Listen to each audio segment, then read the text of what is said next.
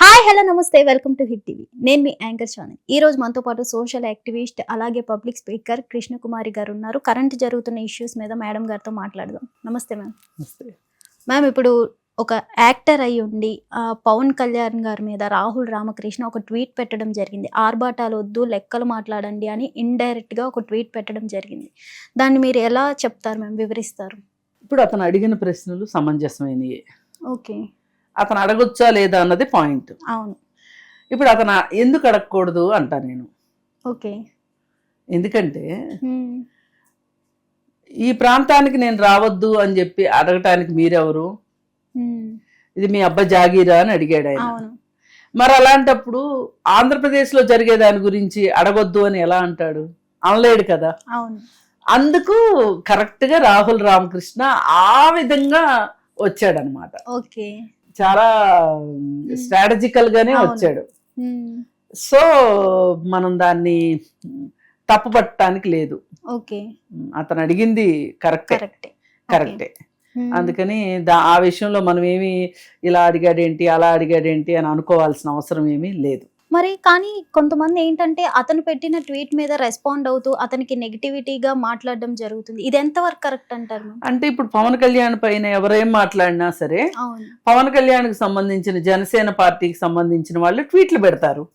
ఆఖరికి వాళ్ళు అసలు ఆయన మాజీ భార్యనే ఇష్టారీతిని మాట్లాడిన వాళ్ళు అయితే వాళ్ళు మాట్లాడకుండా ఎందుకుంటారు? మామూలు వాళ్ళని ఇంకెందుకు వదిలిపెడతారు?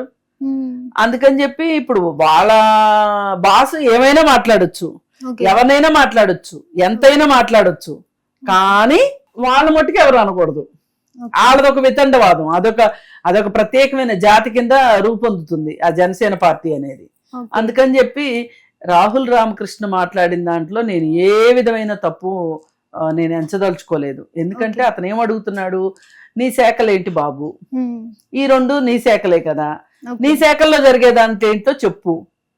అటవీ హక్కులు, ఆయన అటవీ శాఖ మంత్రి, మరి ఆ అటవీ హక్కులకి సంబంధించిన దాంట్లో జరుగుతున్న అక్రమాల గురించి అతను ప్రశ్నిస్తాడు.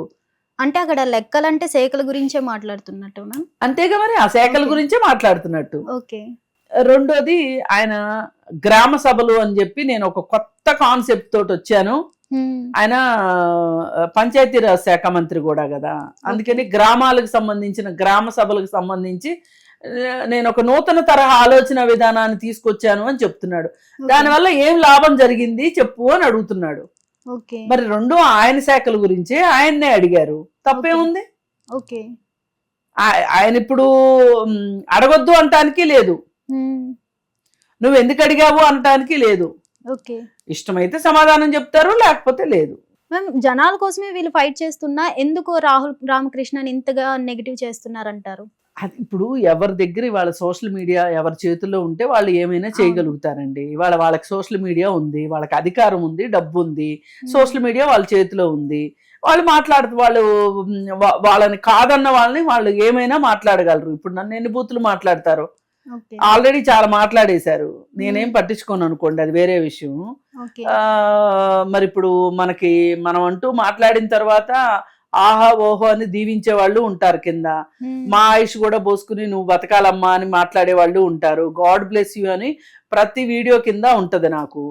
అలాగే విమర్శించే వాళ్ళు ఉన్నారు, నీకేం పని, అన్నిట్లో నువ్వే మాట్లాడతావు, అన్ని నీకే తెలిసిన మాట్లాడతావు అని కూడా పెడుతుంటారు కింద.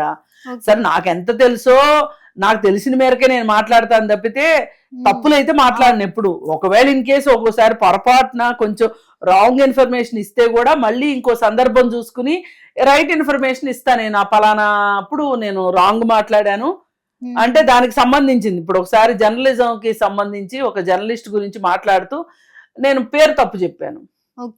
సందర్భం అంతా ఒకటే, కరెక్ట్ గానే చెప్పాను, పేరు తప్పు చెప్పాను. పేరు తప్పు చెప్పేసరికి ఇంకొక ఆయన ఆ జర్నలిస్టు తెలుసు, ఆయనకి ఆ జర్నలిస్టు తెలుసు. అమ్మ మీరు మాట్లాడింది కరెక్ట్ అనిపించట్లేదు అంటే అప్పటికే నాకు నా పొరపాటు తెలిసింది. మీరు అడగదలుచుకుంది అదే కదండి అంటే అవునమ్మా అన్నారు. అవునండి, నేను పేరు చెప్పే దగ్గర ఇప్పుడు నెహ్రూ కాలంలో ఉన్న జర్నలిస్ట్ గురించి చెప్పా. నేను ఇందిరాగాంధీ టైంలో ఉన్న జర్నలిస్ట్ గురించి చెప్తూ ఒక సందర్భం గురించి చెప్తూ నేను ఆ సందర్భం చెప్పా. నెహ్రూ టైంలో ఉన్న జర్నలిస్ట్ పేరు చెప్పి ఇందిరాగాంధీ టైంలో ఉన్న జర్నలిస్ట్ గురించి చెప్పా. మేము పేరు పొరపాటు చెప్పారు అని అంటే ఎంత గమనిస్తారో చూడండి. ఇప్పుడు ఎవరి సబ్జెక్టు వాళ్ళకి ఇంట్రెస్ట్ ఉంటది, ఇంట్రెస్ట్ ఉన్నోళ్ళు.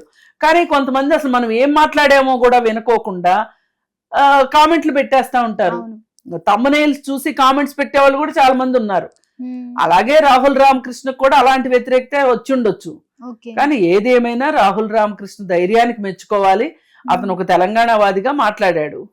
ఇప్పుడు నన్ను దేశద్రోహి అని అనొద్దు అన్నాడు. ఎందుకు అంటే మీరు ప్రాంతాల మధ్య విద్వేషాలు సృష్టిస్తున్నారు, ప్రాంతాల మధ్య విభేదాలు తీసుకొస్తున్నారు కాబట్టి మీరు దేశద్రోహులు, మీరు చేసేది ద్రోహం అన్నట్లు ఈయన మాట్లాడాడు కాబట్టి అతను ఆ విధంగా స్పందించాల్సి వచ్చింది.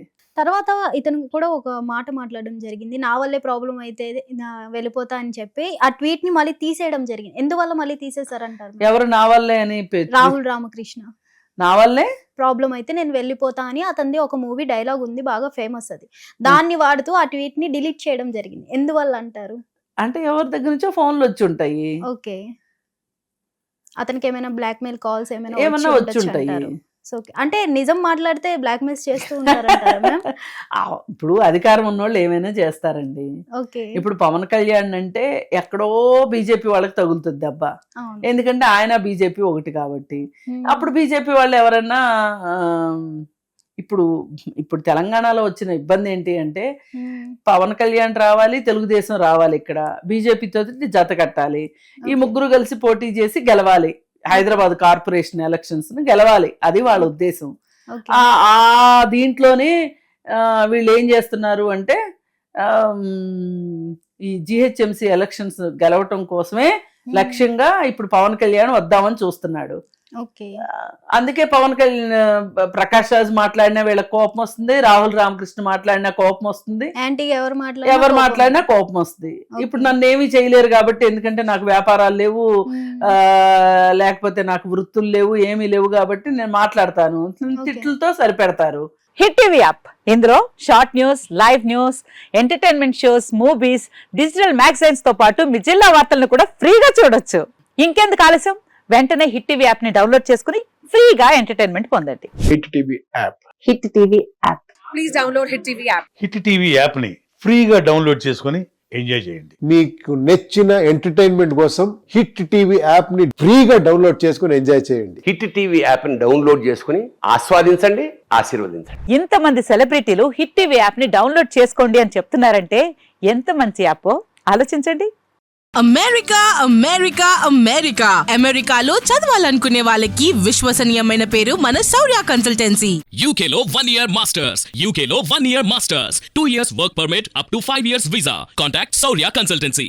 Contact 89851 89851.